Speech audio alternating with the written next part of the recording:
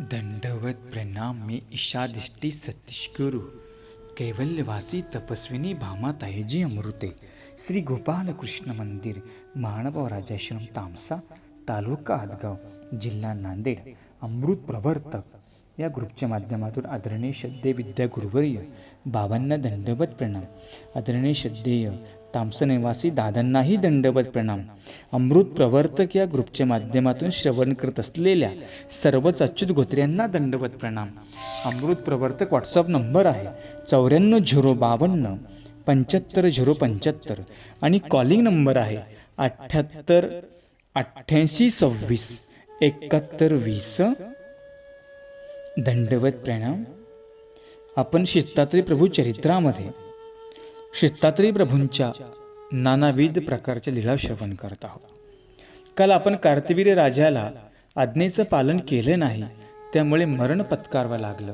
आणि जर परमेश्वराच्या आज्ञेचं पालन नाही केलं तर कशा प्रकारे दुःख भोगावं लागतं, त्याची अवस्था काय होते, हे काल आपण त्या चरित्रामध्ये बघितलेलं आहे.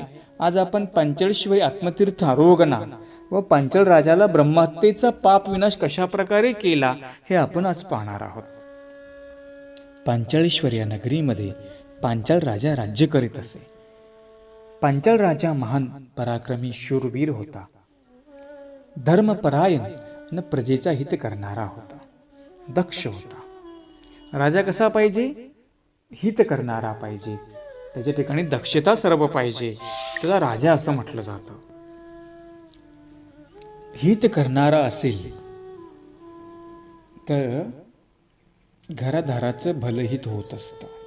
समजा आपल्या एखाद्या घरामधले प्रमुख आहेत, ते जर धर्मपरायण असतील, त्यांच्याकडे धार्मिकता असेल किंवा ते आपल्या कुटुंबाची काळजी करणारे जर असतील तर कशामुळे भलं होईल? जर ते कुटुंब प्रमुख जर धर्मपरायण असतील तर आपलं भलं होईल. तुम्ही पाहता की नाही, आमच्या मार्गामध्ये हजार लोक राहतात, 5-5 हजार लोक राहतात. कशामुळे? तिथले जे प्रमुख असतात ते धर्मपरायण असतात, ते हित करणारे असतात. असं मार्गामध्ये आपण म्हणतो की नाही, बाबा आम्ही घरामध्ये 2 लोक बरोबर राहू शकत नाही, आमच्यासारखी तुडपुड होते. एवढा गुरुकुळ कसं काय ठिकाणी राहतो, एवढा परमार्ग कसं काय राहतो? त्याचं कारण असं आहे, जे हित करणारे असतात, अधिकरण गुरुजन, ते धर्मपरायण असतात. आणि म्हणून म्हणतात ना, जर गुरु धर्मशील असेल तर शिष्याचं भलं होत असतं. तसंच प्रपंचामध्ये जो कुटुंब प्रमुख जर चांगला असेल तर त्या परिवाराचं भलं होत असतं. आमच्या स्वामींनी सांगितलंच की नाही, मात्या पित्याने जर अभिमान घेतला तर बालकाचं भलं होत असतं. तसं एखाद्या आईवडील आहेत, आपल्या मुलाने उपदेश घेतला पाहिजे, धर्मपरायण झाला पाहिजे किंवा तो धर्माला प्रवृत्त झाला पाहिजे, तो धर्माला लागला पाहिजे. यासाठी मात्या पित्याने अभिमान घेऊन जर क्रिया केल्या, काही विधी केल्या, तर काय होतं? आपल्यासुद्धा मुलांचं भलं होत असतं. जसं आपण वाढदिवसानिमित्त कुठे क्रिया करतो, कुठे स्थानाला जातो, कुठे अन्नदान करतो. आपल्या मुलाचा वाढदिवस आहे, चला आता अन्नदान करूया, कुठे काही अनेक दान करूया, वस्त्रदान करूया. काय होईल? ते नाही करून त्याचं भलं म्हणजे काय होणार आहे की तो धर्माला दक्ष होईल, त्याला सहाय्यता होईल. समजा तुम्ही ठिकाणी भोजन दिलं, ज्या ठिकाणी तुम्हाला जमेल, नाही आपल्याला 1000 साधूंना करता आलं, नाही 500 लोकांना करता आलं, 10 करू शकतो, 15 करू शकतो. कशामुळे? का करायचं? की त्याचं भलं झालं पाहिजे. किंवा आपण त्यासाठी स्मरण केलं, आपण त्यासाठी पारायण केलं. आपण नाही का आता म्हणत की हा ना, घरामधलं वातावरण बाबा सगळं बिघडलेलं आहे, मग जर घरामधलं वातावरण बिघडलं मग काय करायला पाहिजे? धर्मपरायण व्हायला पाहिजे. असं नाही बरं का, वातावरण बिघडलं कीच मग तुम्ही सुरुवात करू नका. वातावरण बिघडू नये म्हणून धर्मासाठी सुरुवात करा. धार्मिक कार्यामध्ये रमा, तिथे रममान व्हा. जर तुम्ही धार्मिक कार्यामध्ये रममान झाला ना, तुमचं काहीच बिघडणार नाही, तुमचं सगळं व्यवस्थितपणे चालेल. ज्या ठिकाणी धर्म आहे, धर्माची ज्या ठिकाणी आचरण चालतं, त्या ठिकाणी बघा ते घर कशा प्रकारे असतं, ते कुटुंब कशा प्रकारे धार्मिक असतं. जर कुटुंब प्रमुख जर धार्मिक असेल तर त्याचा नातूसुद्धा धार्मिक असतो, त्याचा पंतसुद्धा धार्मिक होतो. हे उदाहरण आहे. जर कुटुंब प्रमुख जर बरोबर नसेल तर त्याचं पोरगच काय, नातू पण त्याचं बरोबर राहत नाही. आता घरामध्ये उदाहरण घ्या, एखाद्या मोठ्या माणसाने देवपूजनही केली, लहाना करेल का? नाही करणार. समजा त्या घरातली मोठी व्यक्ती आहे, समजा एक नवीन तुमच्या घरामध्ये सून आली, मग तुम्ही जे पहिले जुने त्यांनीच नाही केली, किंवा त्या बाईचा नवरा उपदेशी पण त्यांनी देवपूजाच नाही केली, तर त्याची पत्नी करेल का? नाही. म्हणून जो पहिला आहे, ज्याला जाणीव आहे, त्यांनी पहिले धर्मपरायण व्हायला पाहिजे, त्यांनी धार्मिक गोष्टींची सुरुवात केली पाहिजे, तरच पुढचे करतील. जर का मोठ्यांनी काही केलं नाही, लहाना पण काहीच करणार नाही. पण कधी कधी कुठे उलटं दिसतं, कधी कधी लहाना करतो पण मोठे काहीच करत नाहीये. आम्ही पाहतो ते मुलांना वळण असतं, ते छोट्यांना वळण असतं, घरातली जी मोठी वडीलधारी माणसं असतात ना, त्यांना वळण नसतं. सगळीच नाही बरं का, जे अज्ञान आहेत, ज्यांना काही त्याची जाणीव नाही आहे, जाणीव असून करत नाही ते पण त्याच्यामधलेच आहेत. एकाला काही जाणीवच नाही आहे, पण एक कसं आहे, एक जाणीव असून काही करत नाही. यासाठी धर्मपरायण व्हा आणि तुमच्या ठिकाणी दक्षता पाहिजे. हा जो राजा होता ना, पंचाल धर्मपरायण होता, म्हणून त्याला तो प्रजेची काळजी घ्यायचा, म्हणून प्रजेला तो आवडायचा. त्याच वेळी राक्षस भुवन येथे पुलस्त ऋषींचे 2 पुत्र होते, शुंभ आणि निशुंभ. हे दोन्ही पुत्र ऋषी वंशामध्ये जन्मलेले होते. त्यांनी तपश्चर्या करून त्यांनी आसुरी शक्ती प्राप्त केलेल्या होत्या. त्यामुळे आसुरी शक्ती म्हटली की त्यामुळे ते राक्षस वृत्तीने वागून ऋषी मुनींच्या यज्ञादी कार्यामध्ये विघ्न करीत असत. बघा, होती माणसं पण वागणं सगळं राक्षसासारखं होतं.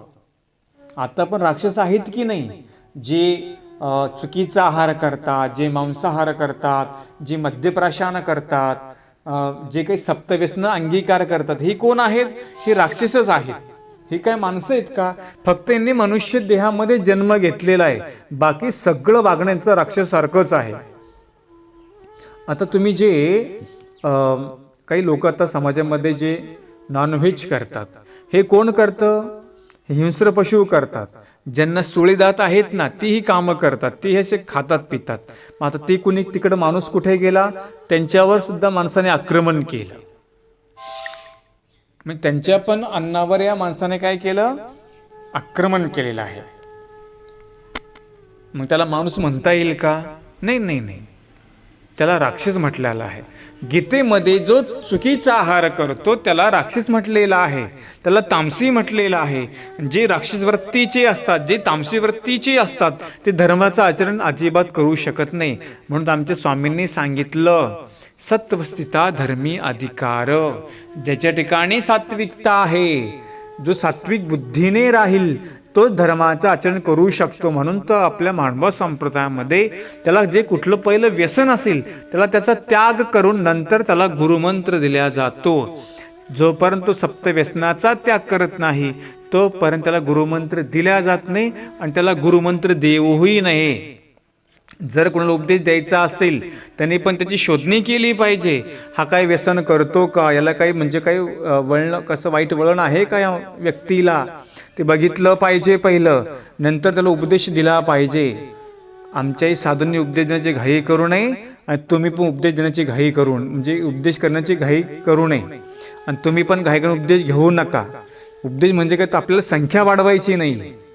आणि आता म्हटले बाबा म्हणून कानं फुकू नका. जर तुम्हाला काही भलं करायचं असेल, जर तुम्हाला वाटतं की मी हे धर्माचं पालन करू शकतो, तर त्याचा उपदेश घ्या. तुम्हाला भलं करायचं आहे का, तर घ्या. नरकाकडे जायचं नका घेऊ. आता मी विचारलं का तुम्ही का घेतला? नाही म्हटलं, ते बाबांना फार आग्रह करू लागले म्हणून मी उपदेश घेतला. म्हणजे बाबांच्या आग्रहासाठी तुम्ही उपदेश घेतला का? मी तर म्हणतो बाबांनी कोणत्याचा आग्रह करू नये, उपदेश घ्या उपदेश घ्या, काय आग्रह करायचा नाही. त्याचा अधिकार असेल, त्याला आवडेल तेव्हा तो उपदेश घेईल. पण जो पण अधिकार येत नाही तो उपदेश कोणी होत नसतो. म्हणून म्हणतात ना, जो बळजबरी जर दिला तो टाकून देतो. तो म्हणतो बाबा मी काय घेतलं नसतं, पण मला यांनी आग्रह केला, आम्ही पण तुम्हाला आग्रह करू नये. हां, तुमच्यामध्ये आवड असेल, तुम्हाला आवडी निर्माण असेल, तुम्ही जरूर गुरु करा, उपदेश घ्या आणि घेतल्यानंतर मात्र प्रामाणिकपणे राहा, त्याचं धर्माचं पालन करा. उपदेश घेतला आणि सगळेच करत बसाल तरी त्याचा काय फायदा नाही, तुम्हाला महादोष लागेल. मग तुम्हाला जर मनुष्य व्हायचं असेल तर तुम्हाला परमेश्वराच्या मार्गाकडे जावं लागेल, आणि जर तुम्हाला परमेश्वराचा मार्ग पकडायचा असेल तर तुम्हाला मनुष्य व्हावं लागेल, राक्षस होता येणार नाही. हे होती माणसं, पण त्यांनी आसुरी शक्ती प्राप्त केल्या. आता जे जादू टोना करतात, तंत्रमंत्र, हे कुठल्या गंतीमध्ये मोडतात? हे राक्षस प्रवृत्तीच्या गंतीमध्ये मोडतात, हे माणसांच्या गंतीमध्ये मोडत नाही. ते ऋषीमुनींच्या यज्ञामध्ये अडथळा आणू लागले, सामान्य लोकांचा छळ करू लागले. आत्मऋषींनी ती विनंती, आत्मऋषीसह सर्व ऋषींनी पांचाल राजाला विनंती केली. पांचाल राजाने सर्व ऋषींचा सत्कार केला आणि त्यांना सांगितलं की मी सगळ्यांचा आता बंदोबस्त करतो. राजाने सांगितलं की ज्याप्रमाणे तुम्ही आमच्या संस्कृतीचं टिकवता, आम्ही सुद्धा तुमचं रक्षण केलं पाहिजे. जर आम्ही तुमची संस्कृती टिकवतो, तुम्ही सुद्धा आमचं रक्षण केलं पाहिजे. ज्ञान असेल तर साधूंकडे जावं, आणि जर काही लागलं तर साधूने राजाकडे जावं, असा नियम आहे. एखादा याचक आहे, देणार आहे, त्याच्याकडे जावं, असा नियम आहे. राजाने सांगितलं काय हरकत नाही, आपण माझे गुरु आहात, जर तुमचा छळ होत असेल तर मी त्याचा बंदोबस्त करतो. एक दिवस पांचाल राजा सर्व ऋषी मुनींचे शुभाशीर्वाद घेऊन राक्षस भुवन आहे 45व्या ठिकाणी, तिथंच ते राक्षस भुवन नाव का पडलं? हे सगळे राक्षस भुवन, भुवन म्हणजे घर, त्या ठिकाणी सर्व राक्षस लोक राहत होती, म्हणून राक्षस भुवन असं म्हटलेलं आहे. राजा ठिकाणी चालून गेला, घनघोर युद्ध झालं. शुंभ आणि निशुंभ या दोन्ही राक्षसांना राजाने ठार केलं. ठार करून विजयाची माळ घेऊन राजा पांचाल नगरीमध्ये आला. सर्वांना आनंद वाटला, सर्वांनी विजय साजरा केला. ऋषी मुनींनी आशीर्वाद दिले. मात्र पांचाल राजाचे चित्त काही हत्येच्या पातकामुळे एकाग्र होत नव्हतं. त्याला वाटलं की मी तर सगळं केलं बरोबर आहे, परंतु जी माझ्याकडून जी शेवटी हत्या घडली ती माणसाची हत्या माझ्याकडून घडलीच की नाही. त्याने तो राजा भयग्रस्त झाला, आत्मऋषीला शरण गेला, प्रार्थना करू लागला. हे महर्षी, शुंभ निशुंभ 2 ऋषींचे पुत्र होते. ते तर ब्रह्माच्या वंशावेलीतले होते. ते झाले असुरी प्रवृत्तीमुळे त्यांचा मी नाश केला, हे बरोबर आहे. परंतु मला ब्रह्महत्येचं पातक लागलं, त्यापासून मला मुक्ती मिळेल का? असं काहीतरी मला मार्ग सांगा, असं मला मार्ग दाखवा. जे काही प्रायश्चित असेल ते मी करेल, मी तुमच्या आज्ञेचं पालन करेन. जीवनामध्ये जर काही चूक घडली असेल तर प्रायश्चित फार महत्वाचं आहे. आपण काल बघितलं, जमला तो परशुराम सुद्धा प्रायश्चित करण्यासाठी एक वनामध्ये तपश्चर्या करायला निघून गेलेला आहे. कारण की त्याला माहिती होतं आपल्याकडून आपण ही माणसं मारली, याचं पातक आपल्याला लागणारच. म्हणून म्हणतात ना, माणसाने जर माणसाचा खून केला तर 13 भेदी नरक निष्पन्न होत असतात. माणसाने माणसाचा जर खून केला तर त्याला जडत्वाला जावं लागतं. जडत्व म्हणजे जे जडत्वीचे, समजा एखादा दगड आहे, तो कसा जड आहे, त्या दगडामध्ये सुद्धा देवता जीवाला दुःख भोगवते. त्याला म्हणतात जडत्वी. कशामुळे निर्माण झालं? हे मनुष्य हत्या घडल्यामुळे जडत्व निर्माण होतात. त्याला वाटलं की प्रायश्चित केलं पाहिजे. आपण सुद्धा नित्यदिनी आपल्याला प्रायश्चित करता आलं पाहिजे. आपल्याकडून दोष घडतात, हिंसाकर्म घडतात. म्हणतो मी तुम्हाला म्हटलं होतं की नाही, 5 देवाची आणि 2 प्रसवाची दंडवत आपण आपल्या पूजेसमोर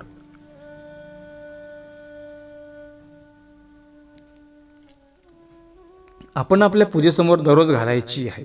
जसं आम्ही मार्गामध्ये अधिक आमच्या जे गुरु अधिकरण असतात त्यांच्या प्रसव मोडतो, पण आता तुमच्याकडे गुरु अवेलेबल नाही. मग तुम्ही काय 2 दंडोत दररोज आपल्या घरी देवपूसमोर घालायचे. आणि जे काही तुमच्याकडून दोष घडले, दिवसभरामध्ये जे काही हिंसा झाली, ते हिंसेचे दोष आठवायचे आणि अशा प्रकारे प्रायश्चित करायचं. आमच्या मार्गामध्ये पद्धत आहे. आत्ताही ग्रस्त न्यायी प्रायश्चित घेतात किंवा दीक्षा घेण्याच्या अगोदर तुम्हाला प्रायश्चित देतात किंवा तुम्हाला अगोदरही प्रायश्चित दिल्या जातं. तुम्ही प्रपंचामध्ये राहत असताना अनेक दोष तुमच्याकडून घडतात. मग बाई क्रियेच्या पुरस्चरण झालेली जी क्रिया आहे त्याचं पुरस्चरण व्हायला पाहिजे, प्रायश्चित व्हायला पाहिजे. त्यासाठी प्रायश्चित करावं लागतं. परंतु ही प्रायश्चित करत असताना आपल्या डोळ्यामध्ये अश्रू येणं फार गरजेचं आहे. जे भावाग्न प्रकृतीचे आहेत त्यांच्या डोळ्यामध्ये अश्रू येतील. जे कोरडी आहेत त्यांच्या डोळ्यामध्ये अश्रू येणार नाहीत. परंतु आपण अश्रू आणण्याचा प्रयत्न करायचा आहे. बघा, एखादा लहान मुलगा असतो, तो रडल्यानंतर मातेला कीव येते. तसं आपण जर आपल्या डोळ्यातील अश्रू जर आपण देवासमोर जर आपण ढाळले तर काय होईल? आपली सुद्धा कणव परमेश्वराला येईल. ज्यांच्या येणार नाहीत त्यांनी मात्र तो प्रयत्न तशा प्रकारे केला पाहिजे. आणि जी भावाग्न प्रकृतीचे आहेत असे आता काही परमार्गी अनुयायी आहेत की ज्यांच्या डोळ्यामध्ये अश्रू येतात, जे क्रिया करताना रडतात. मी पण सुद्धा बघितलं या ग्रुपच्या माध्यमातून काही कसे महिला आहेत, पुरुष आहेत, काही मुली आहेत की काही मुलं की ज्यांच्या डोळ्यामध्ये मी अश्रू पाहिली. ते फोनवर बोलताना, कुठे त्यांनी क्रिया करताना त्यांच्या डोळ्यामध्ये अश्रू बघितले. हे अश्रू तुमच्या जीवनामध्ये फार मोठं काम करून देणारी असतात. ज्यांच्या डोळ्यामध्ये अश्रू येतात की नाही, निश्चित त्यांची पापांचं क्षालन होतं. जे काही दोष आठवतात त्यांचे सुद्धा पापांचं क्षालन होतं. आपल्या ठिकाणी ओलावा निर्माण करता आला पाहिजे, आपल्या ठिकाणी ओला गुण निष्पन्न करता आला पाहिजे. ज्यांच्या ठिकाणी ओला गुण आहे ना त्यांच्या डोळ्यामध्ये अश्रू येतील. याला सुद्धा भजना पूजनाचा अधिकार असावा लागतो. या गुणासाठी सुद्धा भजन पूजनादी क्रिया आपल्याकडे पाहिजे. एकाने कोरडीने गुन्हे केले, एकाने ओलेने गुन्हे केली, परंतु लाभ तुम्हाला मात्र त्या गोष्टींचा आहे. म्हणून अश्रू आपल्याला ढालता आले पाहिजे, अश्रू घालता आले पाहिजे.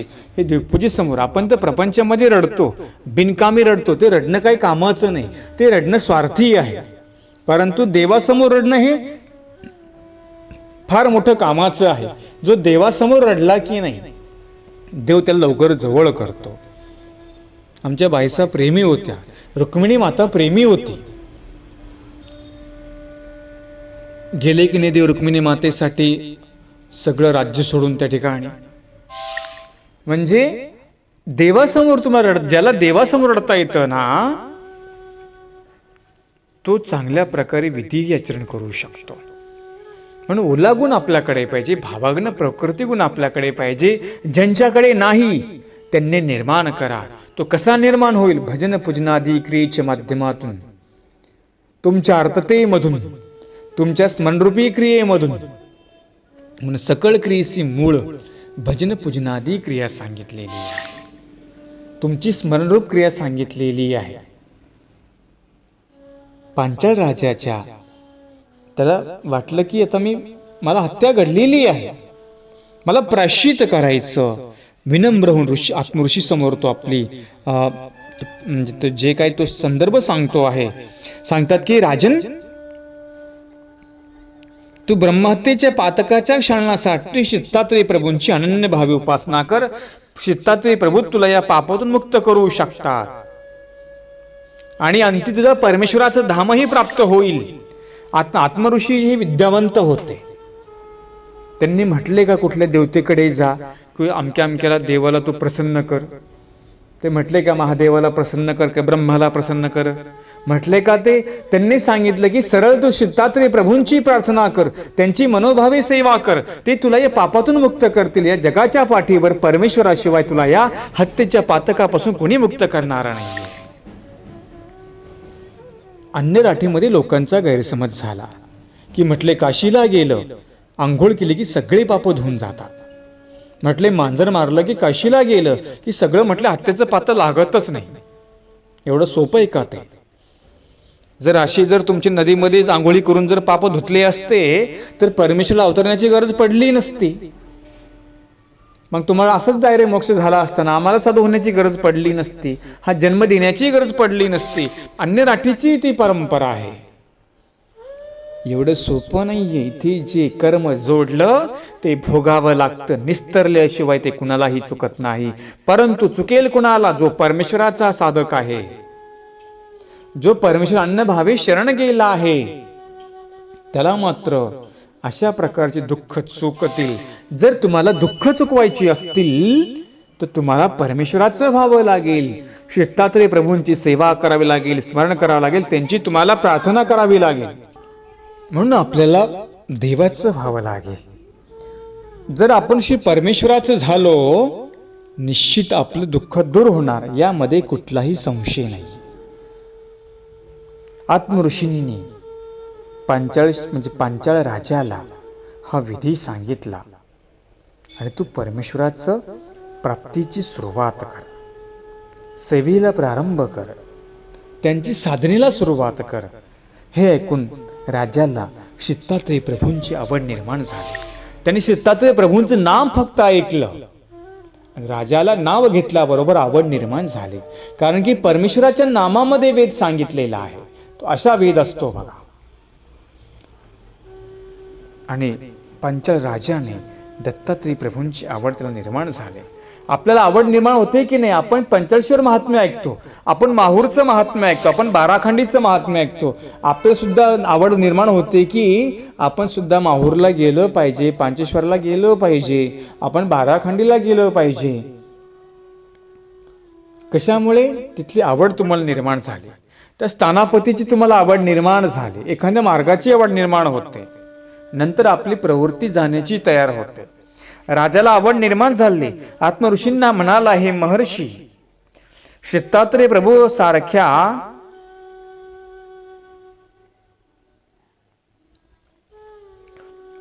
दत्तात्रेय प्रभू माझ्यासारख्या पामराला प्रसन्न होतील का? तुम्ही महान तपस्वी आहात, तुम्ही प्रसन्न करू शकता, परंतु मी तर पापी आहे, माझ्याकडून अनेक प्रकारच्या हत्या घडलेल्या आहेत, मला दत्तात्रेय प्रभू प्रसन्न होतील? हा प्रश्न राजा आत्मऋषींना विचारतो आहे.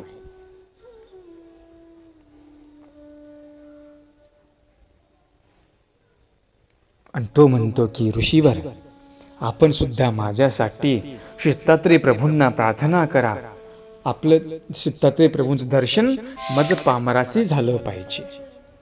आमच्यामध्ये प्रथा आहे बघा, दंडवत बाबा स्वामी रायासी प्रार्थने माझ्या सकल दोषांचा प्रसो मोडवावा. म्हणजे आम्ही म्हणतो की आपण स्वामी रायाला प्रार्थना करा, आमची योग्यता नाहीये, पण तुम्ही स्वामी तुमचे ऐकतील, तुम्ही देवाला विनंती करा. म्हणून तर आम्ही आमच्या घरी एखादा उपहार करतो, पंचवतार उपहार करतो, साधूंना घरी भोजन दान करतो, अन्नदान करतो, वस्त्रदान करतो. कशामुळे? आपण बाबा आमच्या विड्याला हात लावा. कशामुळे? की तुमच्यापेक्षा त्या साधूंची सत्पात्रता फार मोठी आहे. पण आपल्या घरामध्ये विधी आपण करतोच की नाही? आता मार्गशीर्ष महिन्यामध्ये, आता कोविडमुळे तुमच्या घरी कोणी आलं नाही, पण त्या पश्चिम महाराष्ट्रामध्ये, खानदेशमध्ये बरेच काही ठिकाणी अशी प्रथा आहे की त्या साधूंना बोलवतात, आपल्या घरी पारायण करून घेतात, साधूंना वस्त्रदान करतात, पूजदान करतात. कशामुळे? जे काही आमच्या घरामध्ये आहे, जे काही कुठला दोष असेल तर तो निघून जावा. किंवा आपण घरी नाही, आपण मार्गामध्ये कुठे क्रिया करतो, किंवा आपल्या घरी काही पंचवतार उपहार करतो, मोठा समारंभ करतो, केलाच पाहिजे. त्या विदर्भामध्ये एवढी मोठी प्रथा आहे, फार मोठे पंचवतार उपहार करतात. त्या खानदेशमध्ये फार मोठे उपहार करतात. मुंबई पुण्यासारख्या ठिकाणी उपहार करतात. आमच्या मराठवाड्यामध्ये पण असे छोटे मोठे उपहार होत असतात. कशामुळे करतो? पण का करावं? हे यासाठी करायचं की आमची एवढी पात्रता नाही आहे की आमचं देवाने ऐकावं, पण एखादे सत्पात्र आमच्या घरी येतील, गुरु घरी येतील, अधिकरण घरी येतील, त्यांच्या माध्यमातून त्यांच्या हाताने विडा आम्ही ठेवतो, उपहार दाखवतो. कशामुळे? देव त्यांचं ऐकतील. जर आपलं काही धर्मसंकट आलं असेल, आपण सुद्धा अशा प्रकारे घरी विधी करतोच की नाही? असं करू नका बरं का. घरामध्ये अडचणी आल्या म्हणजेच काही साधू संतांना घरी बोलवू नका, असं पण तुम्हाला बोलवता आलं पाहिजे. नाही, बोलवतात, बरेच बोलवतात. आम्ही व्हॉट्सअपच्या माध्यमातून किंवा ह्या ग्रुपच्या या कार्यक्रमाच्या माध्यमातून पाहतोच की नाही, कुठे कुठे कार्यक्रम दिसतातच. कोणी पंचतुर उपहार करतं, कोणी मुलाचा वाढदिवस साजरा करतं, कोणी काही चला एक चांगलं आपलं चालावं म्हणून एक साहजिकच अन्नदान करतात, साधू संतांना दान करतात. कशामुळे? हे केल्यानंतर धर्माने सांगितलं, पहिलं धर्मासी द्या, नंतर तुम्ही घ्या. पहिलं धर्माला द्या, नंतर प्रपंचाला घ्या. धर्माने सांगितलेलं आहे. 4 आणे धर्मासाठी, 12 आणे प्रपंचासाठी आपण करतो. 4 आणे दिलेच पाहिजे धर्माला, 12 आपण 12 आण्याचा वापर आपण केलाच पाहिजे. पण 4 आणे कुठे दिले पाहिजे? धर्माला दिलेच पाहिजे. तो राजा म्हणतो की तुम्ही पण तपश्चर्या करा, तुमची विनंती लवकर दत्तात्रेय प्रभू स्वीकारामध्ये घेतील आणि मला दत्तात्रेय प्रभूंचं दर्शन होईल. अशा प्रकारचे पांचाल राजा आत्मऋषींना विनंती करतो. आत्मऋषींनी पांचाळ राजाला विधीपूर्वक दत्त मंत्रांचे स्मरण आणि उपासना विधी सांगितला. दत्तात्रेय प्रभूंची अनन्य आराधना पांचाळ राजा करू लागलेला आहे. बघा, कुठलाही विधी आणि उपासना जी असते की नाही, ती नियमाने झाली पाहिजे, ती व्यवस्थितपणे झाली पाहिजे, क्रमाने झाली पाहिजे, नित्यदिनी झाली पाहिजे. आपल्या घरामध्ये जर देवपूजा असेल तर आपल्या घरामध्ये दैनंदिन नित्यनियमाने झाली पाहिजे. असं नाही आता सकाळी देवपूजा केली संध्याकाळी करायची नाही, असं नाही करायचं. सकाळी करा, दुपारी करा, संध्याकाळी करा. सकाळी आरती करा प्रातःकाळची, दुपारी तुम्ही कोणी घरी नसता, पण आता महिला घरी राहतात, त्यांनी दुपारी घरची आरती करा, संध्याकाळी सगळ्यांनी सामुदायिक आरती करा. नित्यदिनी झाला पाहिजे. नाहीतर मग काही काही कसे करतात, आज आरती करतात, उद्या करतच नाहीत, नाहीतर सकाळचीच आरती करतात, संध्याकाळी करतच नाहीत. जरी तुम्हाला सकाळ नाही झाली, दुपार नाही झाली, सकाळची आपण सगळे घरी राहतो, प्रातःकाळची आरती झालीच पाहिजे. यासाठी ना लवकर उठलं पाहिजे. आम्ही नाही का मार्गामध्ये 4 पासून सेवा सुरू करतो, 5 ला आरती होते स्थानाच्या ठिकाणी, मार्गाच्या ठिकाणी. मग आपण बी सुद्धा घरी स्थान निर्माण करू शकतो की नाही? आपण सुद्धा आपल्या प्रपंचामध्ये मार्ग निर्माण करू शकतो. सकाळी उठायचं, गुळणा करायचा, फ्रेश व्हायचं, आरती करायची. कशामुळे? जर अशा प्रकारे नित्यदिनी जर उपासना केली, नित्यदिनी जर तुम्ही आरती केली, तर एक वेगळ्या प्रकारचं वातावरण प्रसन्न तुमच्या घरामध्ये राहील. म्हणून तुम्ही काय करायचं, अशा प्रकारची आरती करत जा. खंड नाही पडला पाहिजे विधीमध्ये. घरातला प्रत्येक जो सदस्य आहे त्याने प्रत्येक विधीचं आचरण केलं पाहिजे. कारण की तुम्हाला मी हे पुन्हा पुन्हा विधी का सांगतो, प्रपंचामध्ये तुमच्याकडे हीच गोष्ट आहे. काय गोष्टी तुमच्याकडे? दान करणे आणि घरी जो पूजा आहे देवधर्म करणे, स्थानाला दर्शनाला जाणे, अन्नदान करणे, विधीचं आचरण करणे, वर्षातून एकदा तरी स्थानवंदन करणे, परमार्गी क्रिया करणे, ही शिदोरी तुमच्याकडे तुम्हाला प्राप्त करता आली पाहिजे. म्हणून श्री दत्तात्रेय प्रभूंची राजाने नित्यनेमाने आता आराधना सुरुवात केलेली आहे. त्याच्या विधीला आता प्रारंभ सुरू झालेला आहे.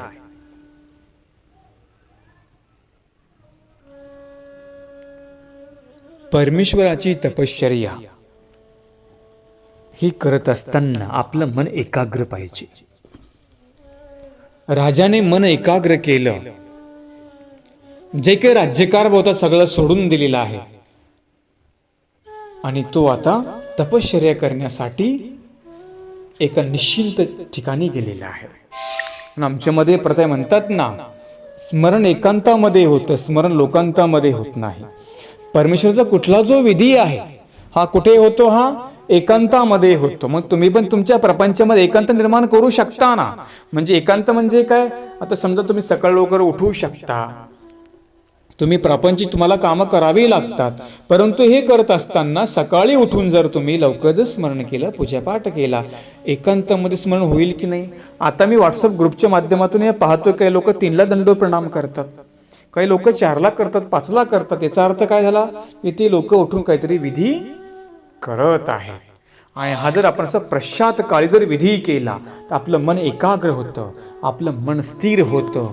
मन करारे प्रसन्न सर्व सिद्धीचे कारण. आणि म्हणून परमेश्वराची जी साधना करायची एकांतामध्ये करायची. म्हणून तर आमचे पूर्वज, आमचा साधक हा झाडाखाली जाऊन विचन करतो, तोंडावर फाळुके घेऊन त्या ठिकाणी स्मरण करतो. कशामुळे? एकांतातला आनंद जो आहे तिथे निश्चिंत परमेश्वराचं डोळ्यासमोर मूर्त येते, लीळा आपण आठवू शकतो.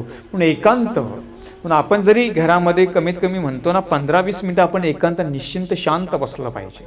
आपण देवपूजा करताना निश्चिंत शांत बसलं पाहिजे. तुम्हाला भजन येत असेल तर म्हणा, भजन म्हटलं पाहिजे.